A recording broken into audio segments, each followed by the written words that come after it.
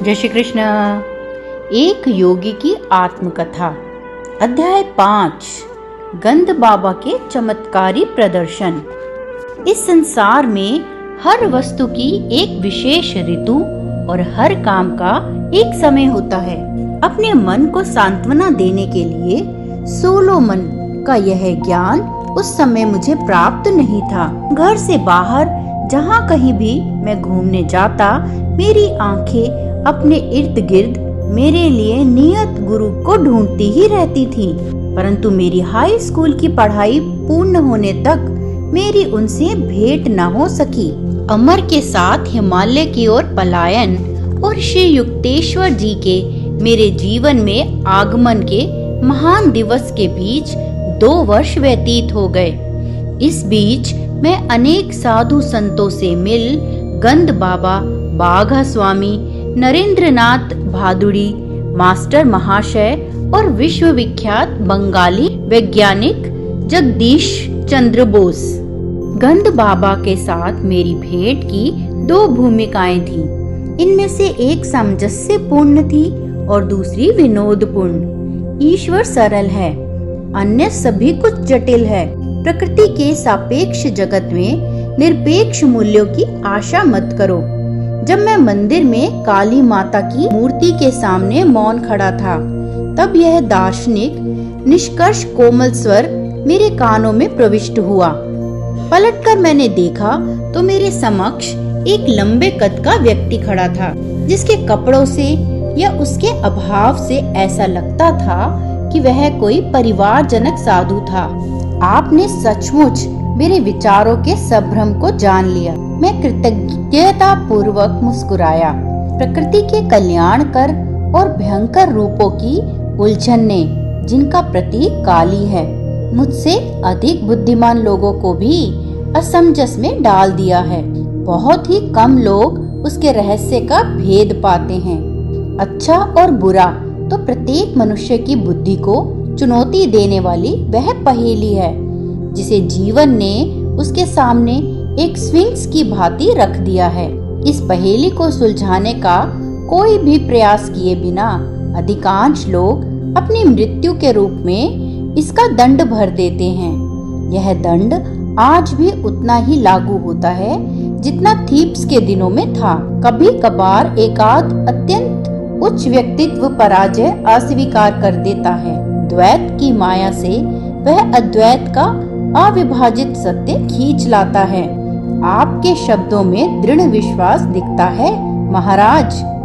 ज्ञान प्राप्ति के तीव्र दुखदायी मार्ग अर्थात सत्यनिष्ठ आत्म परीक्षण का मैंने दीर्घ काल तक अभ्यास किया है। आत्म परीक्षण या अपने विचारों पर निरंतर निर्मम दृष्टि रखना एक कठोर तथा झकझोरने वाला अनुभव है। यह बलवान से बलवान अहंकार को भी चूर चूर कर देता है, परंतु सच्चा आत्मविश्लेषण गणित के नियमों की भांति सिद्ध पुरुष उत्पन्न करने का प्रयत्न करता है। अपने विचारों से अति प्रेम एवं व्यक्तिगत मान्यताओं में दृढ़ता का मार्ग अहंकारियों का निर्माण करता है, जो ईश्वर और सृष्टि की अपने ढंग से व्याख्या करना अपना अधिकार समझते हैं। ऐसी अहंकार युक्त मौलिकता के सामने तो सत्य निश्चित ही विनम्रता पूर्वक पीछे हट जाता है। मैंने कहा, मुझे इस चर्चा में आनंद आ रहा था। मनुष्य जब तक अपने दुराग्रहों से मुक्त नहीं हो जाता, तब तक वह किसी शाश्वत सत्य को समझ नहीं पाता। शताब्दियों से जमा हो रहे कीचड़ में सना मानवीय मन असंख्य सांसारिक माया भ्रमों से व्याप्त घृणाजनक जीवन से भरपूर है।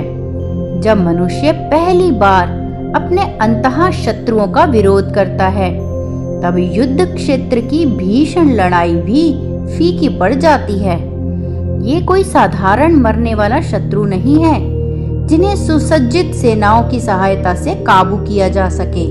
विषाक्त प्राणघातक से सुसज्जित ये सर्वव्यापी अविराम कार्य करने वाले अन्य वासनाओं के सिपाही मनुष्य का नींद में भी पीछा करते हुए हम सबको धराशायी कर देने का अवसर खोजते रहते हैं।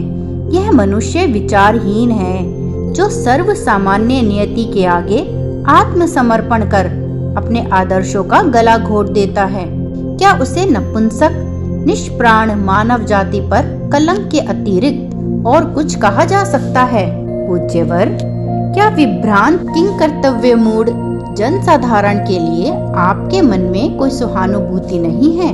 साधु महाराज पल भर के लिए चुप रहे, फिर सीधा उत्तर देना टालकर बोले, अदृश्य ईश्वर जो सारे सद्गुणों का भंडार है और दृश्यमान मनुष्य जिसमें प्रायः एक भी सद्गुण नजर नहीं आता, इन दोनों से एक साथ प्रेम करना प्रायः व्यक्ति को चकरा देता है, परंतु विलक्षण बुद्धि का सामर्थ्य भी कम नहीं होता। अंतःकरण का शोध शीघ्र ही सब लोगों के मन की एकाग्रता को उजागर कर देता है, जो है स्वार्थी उद्देश्यों की समानता। कम से कम इस एक अर्थ से मानव की विश्वबद्ध लघुता का परिचय मिलता है। अहंकार को पूर्णतः पछाड़ देने वाला यह समानता का आविष्कार मनुष्य के मन में भयचकित विनम्रता उत्पन्न करता है। यह विनम्रता विकसित होते होते अपने उन जाति बांधवों के प्रति सहानुभूति में परिवर्तित हो जाती है जो आत्मा की निरामयकारिणी शक्तियों के अनुसंधान की ओर कोई ध्यान नहीं देते। महाराज, सब युगों के संत आप ही के समान जगत के दुखों से व्याकुल हुए हैं। केवल तुच्छ व्यक्ति ही दूसरे के जीवन के दुखों के प्रति संवेदनशीलता खो बैठता है, क्योंकि वह अपने ही संकीर्ण दुखों में डूबा रहता है। साधु का उग्र रूप काफी सौम्य हो गया था, जो किसी डॉक्टर द्वारा की जाने वाली चीड़-फाड़ की भांति अपने विचारों की चीड़-फाड़ कर मन का गहरा परीक्षण करेगा, वही अपने भीतर सबके लिए दया विकसित होती देखेगा। तब उसे अहंकार की नित्य कोलाहलकारी मांगों से मुक्ति मिल जाएगी। ऐसे ही मनोभूमि पर ईश्वर का प्रेम खिलता है। तब वह जीव अपने सृष्टा की ओर मुड़ता है, किसी और बात के लिए नहीं, तो केवल अपनी व्यथा की तड़प में यह पूछने के लिए कि क्यों प्रभु क्यों। दुख के मान मर्दनकारी कोड़े खा खाकर मनुष्य अंततः उस विधाता के समक्ष पहुंच ही जाता है, जिसका सौंदर्य मात्र ही मनुष्य को अपनी ओर आकृष्ट करने के लिए पर्याप्त है। उक्त साधु और मैं कोलकाता के काली घाट मंदिर में वार्तालाप कर रहे थे, जहां मैं उस मंदिर का विख्यात सौंदर्य एवं भव्यता देखने गया था। मंदिर की अलंकारिक शोभा की ओर हाथ से इशारा करते हुए उस सारे वैभव को साधु ने निष्प्रयोज्य ठहराया। ईंटें और गारा हमें कोई श्रवणीय सुर नहीं सुना सकते, केवल अंतर से ही उठने वाली आवाज से ही हृदय के कपाट खुलते हैं। मन को आकृष्ट करने वाली धूप का आनंद लेने के लिए हम प्रवेश द्वार की ओर गए, जहां भक्तों के झुंडों का आवागमन चल रहा था। तुम अभी युवा हो, साधु महाराज कुछ सोचते हुए मेरी ओर देख रहे थे। भारत भी युवा है। प्राचीन ऋषियों ने आध्यात्मिक जीवन शैली के अमिट आदर्श स्थापित किए थे। उनके महान उपदेश आज के समय और देश के लिए पर्याप्त हैं। उनके अनुसार नियम ना तो आज के लोकाचार के विरुद्ध हैं और ना ही ऐसे हैं कि भौतिकवाद की धूर्तता को कृत्रिम लगे। इसीलिए आज भी भारत पर उनकी पकड़ मजबूत है। लज्जित पंडित गण जितने काल का हिसाब लगा सकते हैं, उससे भी कहीं अधिक काल से सहस्त्राब्दियों से संशयशील समय ने वेदों की योग्यता की पुष्टि की है। इन्हें अपनी विरासत के रूप में ग्रहण करो। जब मैं इस वाक पटु साधु से सविनय विदा ले रहा था, तो उन्होंने एक अद्वितीय अनुभूति मुझे बताई। यहाँ से जाने के बाद तुम्हें आज एक असाधारण अनुभव होगा। मंदिर के अहाते से बाहर निकलकर मैं निरुद्देश्य यूं ही चलने लगा। मुड़कर एक रास्ते पर बड़ा ही था, एक पुराने परिचित से भेंट हो गई। ये महाशय उन महाभागों में से एक थे जिनका संभाषण शक्ति समय की ओर कोई ध्यान न देते हुए अनंत काल का आलिंगन करती है। उसने वचन दिया, मैं तुम्हें जल्दी ही छोड़ दूंगा यदि तुम मुझे वह सब बता दो जो हमारे बिछुड़ने के बाद 2 वर्षों में घटा है। परस्पर विरोधी बातें। अब तो मुझे जाना ही पड़ेगा। परंतु उसने मेरा हाथ पकड़ लिया और थोड़ा थोड़ा करके मुझसे जानकारी लेने लगा। ये भूखे भेड़िए से कम नहीं है। मैंने कौतुक मन से मन ही मन सोचा। जितना अधिक मैं बताता जाता था, उतना ही अधिक समाचार जानने की उसकी भूख बढ़ती जाती थी। मन ही मन में जल्दी छुटकारा पाने का कोई उपाय करने की प्रार्थना काली माँ से करने लगा। फिर अचानक वह मुझे छोड़कर जाने लगा। मैंने ठंडी सांस ली और उसे वाचालता का ज्वर फिर कहीं न चढ़ जाए, इस भय से दुगनी गति से चलने लगा। अपने पीछे द्रुत गति की पदचाप सुनकर मैंने अपनी गति और बढ़ा दी। मुड़कर पीछे देखने का साहस मुझसे नहीं हुआ, परंतु एक छलांग लगाकर वह मेरे साथ हो लिया और आनंद से उसने मेरा कंधा पकड़ लिया। मैं तुम्हें गंद बाबा के बारे में बताना तो भूल ही गया। वे उस सामने वाले मकान में रहते हैं। कुछ ही गज की दूरी पर स्थित एक मकान की ओर इशारा किया। उनसे अवश्य मिलो, वे बड़े ही दिलचस्प हैं। तुम्हें कोई असाधारण अनुभव हो सकता है। अच्छा, मैं चलता हूँ। और वह सचमुच चला गया। काली घाटी मंदिर में लगभग इन्हीं शब्दों में साधु द्वारा की गई भविष्यवाणी मेरे मस्तिष्क में कौंध उठी। कौतूहलवश मैं उस मकान के अंदर गया तो मुझे एक प्रशस्त दालान में लाया गया। वहाँ एक मोटे नारंगी रंग के गलीचे पर काफी लोग इधर उधर बैठे हुए थे, जैसे साधारणतः भारत में बैठते हैं। एक आदर युक्त फुसफुसाहट मेरे कानों से टकराई। वहाँ जो चीते की खाल पर बैठे हैं वही गंद बाबा हैं। वे किसी गंधहीन फूल में किसी भी फूल की प्राकृतिक सुगंध भर सकते हैं या किसी मुरझाए फूल को फिर से ताजा कर सकते हैं या किसी मनुष्य की त्वचा में मनोरम सुगंध निकलवा सकते हैं। मैंने सीधे उस संत की ओर देखा। उनकी दृष्टि भी उसी समय मुझ पर स्थिर हो गई। वे कृष्ण वर्ण के और स्थूलकाय थे। उनके चेहरे पर दाढ़ी थी और आंखें बड़ी बड़ी तथा तेजस्वी थी। बेटा, तुम्हें देखकर मैं प्रसन्न हुआ। बोलो, तुम्हें क्या चाहिए? कोई सुगंध चाहिए? किस लिए? मुझे उनकी बातें बचकानी सी लगी। चमत्कार पूर्ण ढंग से सुगंध का आनंद लेने के लिए, सुगंध बनाने के लिए भगवान का उपयोग, तो उसमें क्या है? भगवान वैसे भी सुगंध तो बनाते ही हैं। जी हाँ, परंतु वे हर बार ताजा सुगंध लेने के लिए और लेने के बाद फेंक देने के लिए फूलों की कोमल पंखुड़ियों रूपी शीशियों का निर्माण करते हैं। क्या आप फूलों का निर्माण कर सकते हैं? हाँ, परंतु साधारणतः मैं सुगंध ही निकालता हूँ। तब तो इत्र के कारखाने बंद हो जाएंगे। मेरी ओर से उन्हें अपना धंधा करते रहने की अनुमति है। मेरा अपना उद्देश्य तो केवल ईश्वर की शक्ति दिखाना है। महाराज, क्या ईश्वर की शक्ति का प्रमाण देना आवश्यक है? क्या वे सकल विश्व में सर्वत्र अपने चमत्कार नहीं कर रहे हैं? कर रहे हैं, परंतु उनकी अनंत सृजनात्मक विविधताओं में से कुछ तो सृजनात्मकता हमें भी प्रकट करनी चाहिए। यह सिद्धि प्राप्त करने में आपको कितना समय लगा? 12 वर्ष दैवी शक्ति से केवल सुगंध बनाने के लिए। हे महात्मन, मुझे तो लगता है उन सुगंधों के लिए आपने 12 वर्ष व्यर्थ गवा दिए, जिन्हें आप किसी भी फूल वाले की दुकान से कुछ ही रुपयों में प्राप्त कर सकते हैं। फूलों की सुगंध उनके साथ ही चली जाती है, मृत्यु के साथ भी सुगंध चली जाती है। मैं किसी ऐसी सुगंध की कामना क्यों करूं जो केवल शरीर को सुख देती है? दार्शनिक महाशय, तुमने मेरे मन को प्रसन्न कर दिया। अब अपना दाहिना हाथ आगे बढ़ाओ। उन्होंने आशीर्वाद मुद्रा में अपना हाथ उठाया। मैं गंध बाबा से कई गज दूर था। कोई अन्य व्यक्ति भी इतने निकट नहीं था कि मेरे शरीर का स्पर्श कर सके। मैंने अपना हाथ आगे बढ़ाया, जिसे उस योगी ने छुआ तक नहीं। कौन सी सुगंध चाहिए? गुलाब। तथास्तु। मेरे आश्चर्य का ठिकाना ना रहा जब मेरी हथेली के मध्य से गुलाब की मधुर सुगंध तीव्रता से निकलने लगी। मैंने मुस्कुराते हुए पास ही एक फूलदानी से एक गंधहीन श्वेत पुष्प निकाल लिया। क्या इस गंधहीन फूल में चमेली की सुगंध भरी जा सकती है? तथास्तु। तत्क्षण उस फूल से चमेली की सुगंध उठी। मैंने चमत्कारी संत का धन्यवाद किया और उनके एक शिष्य के पास जाकर बैठ गया।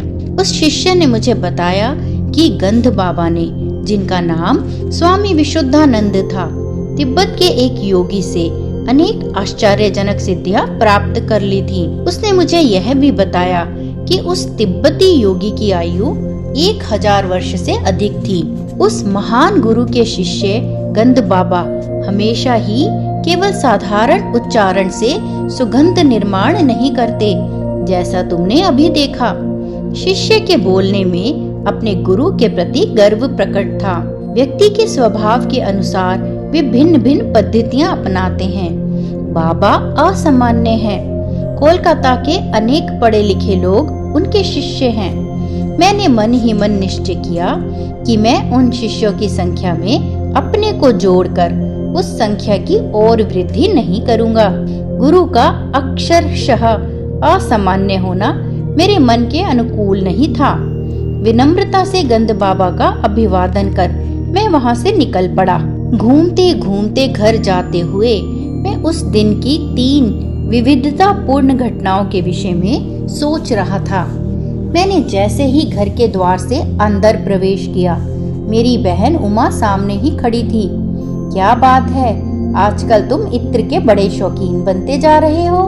बिना कुछ बोले मैंने अपना हाथ बढ़ाकर उसे सूंघने का इशारा किया। कितनी मोहक गुलाब की सुगंध, और यह असाधारण रूप से तीव्र भी है। यह सोचते हुए कि यह तीव्र रूप से असाधारण है, मैंने चुपचाप दैवी रूप से सुगंधित किया हुआ फूल उसकी नाक के नीचे रखा। ओह, चमेली मुझे बहुत पसंद है। उसने फूल छीन लिया। जिस फूल के विषय में उसे अच्छी तरह ज्ञात था कि वह गंधहीन होता है, उसी फूल में से चमेली की सुगंध आते देखकर जैसे जैसे वह उसे सूंघती जाती थी, वैसे वैसे उसके चेहरे पर विनोदी लगने वाले संभ्रम के भाव प्रकट होते जाते थे। उसकी इस प्रतिक्रिया ने मेरे मन से रहा सहा संदेह भी मिटा दिया कि हो सकता है गंध बाबा ने मुझ पर आत्म सम्मोहन का प्रयोग किया हो, जिससे केवल मैं ही सुगंध का अनुभव कर सकूं। बाद में मुझे अपने एक मित्र अलकानंद से पता चला कि गंध बाबा के पास ऐसी शक्ति भी थी जो यदि संसार के करोड़ों क्षुधा पीड़ितों के पास होती तो उनकी समस्या हल हो जाती। बर्दवान में गंध बाबा के घर उस समय सैकड़ों लोगों में मैं भी उपस्थित था। अलकानंद ने मुझे बताया एक उत्सव था। योगी वर की ख्याति थी कि वे शून्य में से कुछ भी उत्पन्न कर सकते हैं। इसीलिए मैंने हंसते हुए उनसे संतरे उत्पन्न करने का अनुरोध किया। वह संतरों का मौसम नहीं था। तत्क्षण ही केले के पत्तों पर जो पूड़ियां परोसी गई थी, वे सब फूल उठी। हर पूड़ी की पपड़ी के भीतर एक एक छिला हुआ संतरा आ गया था। मैंने कुछ सहमे सहमे मन से अपना संतरा खाना शुरू किया, परंतु वह बड़ा ही स्वादिष्ट था।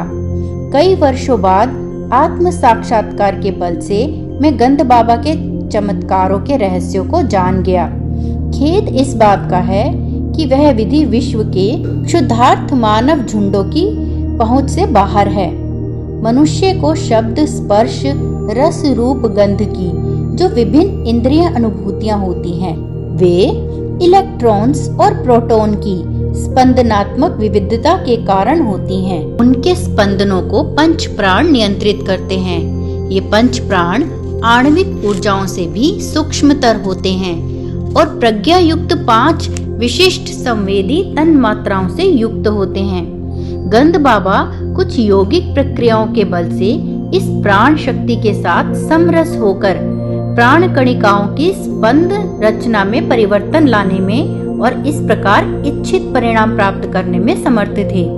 उनके गंध, फल और अन्य चमत्कार केवल सम्मोहन द्वारा उत्पन्न आंतरिक संवेदन नहीं होते थे, बल्कि लौकिक स्पंदनों में वास्तव में मूर्त रूप होते थे। सम्मोहन विद्या को डॉक्टरों द्वारा छोटी छोटी शल्य क्रियाओं में उन लोगों पर प्रयुक्त किया गया है जिनके लिए बेहोशी की दवाएं खतरनाक हो सकती हैं, परंतु जिन पर बार बार सम्मोहन का प्रयोग किया जाता है उनके लिए यह हानिकारक होता है। इसका हानिकारक मनोवैज्ञानिक परिणाम कालांतर में मस्तिष्क की कोशिकाओं की रचना में गड़बड़ उत्पन्न कर देता है। सम्मोहन दूसरे की चेतना के क्षेत्र में अनाधिकार प्रवेश है। इसके अस्थायी आभासों में और ईश्वर अनुभूति संपन्न पुरुषों द्वारा किए गए चमत्कारों में कोई समानता नहीं है। ईश्वर में जागृत हुए संत नित्य सृजन करने वाली उस विराट स्वप्न दृष्टा के साथ अपनी इच्छा को मिलाकर इस स्वप्न सृष्टि में परिवर्तन करते हैं। जैसे चमत्कारों का प्रदर्शन गंध बाबा करते थे, वैसे चमत्कार दिखाने से लोग आकर्षित तो होते हैं, परंतु आध्यात्मिक दृष्टि से उनका कोई लाभ नहीं।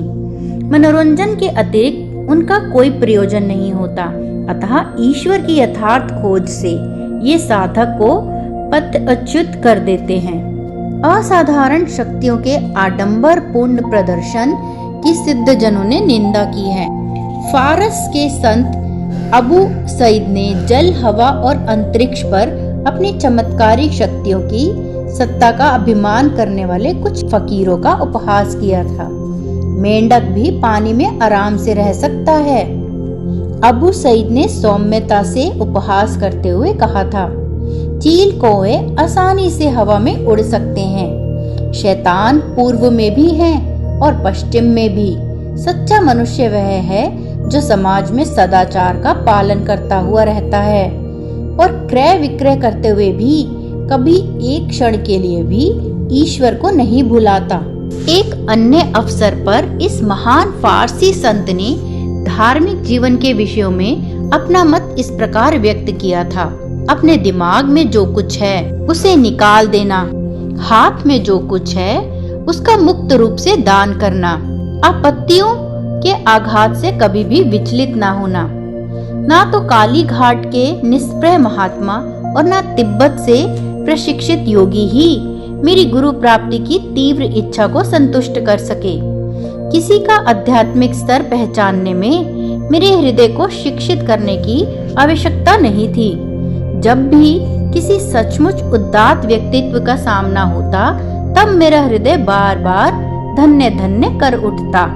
यह धन्य धन्य और भी गूंजने वाली होती, क्योंकि यह कभी कभार ही और वह भी अंतरम गहराइयों से उठती। अंततः जब अपने गुरु से मेरा साक्षात्कार हुआ तब उन्होंने केवल उदाहरण की अत्य उच्चता के द्वारा ही मुझे सच्चे पुरुष का परिणाम सिखाया।